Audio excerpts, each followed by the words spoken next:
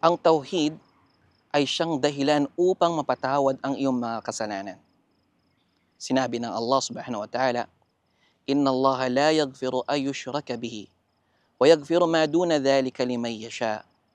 Katotohanan na ang Allah ay hindi niya pinapatawad ang sino mang gumawa ng shirk, at pinapatawad niya ang ibang mga kasalanan maliban dito. Ibig sabihin, ang sinumang tao ang namatay habang siya ay nasa kalagayan ng shirk, hindi siya papatawarin ng Allah. At sinumang tao ang namatay habang siya ay nasa tauhid, siya ay papatawarin ng Allah subhanahu wa ta'ala sa kanyang mga kasalanan. Sinabi ng Allah subhanahu wa ta'ala sa hadithul Qudsi, Ya bana Adam, law ataytani biqurabil ardi khataya, thumma laqitani la tushriku bi shay'a, la ataytuka biqurabiha maghfirah.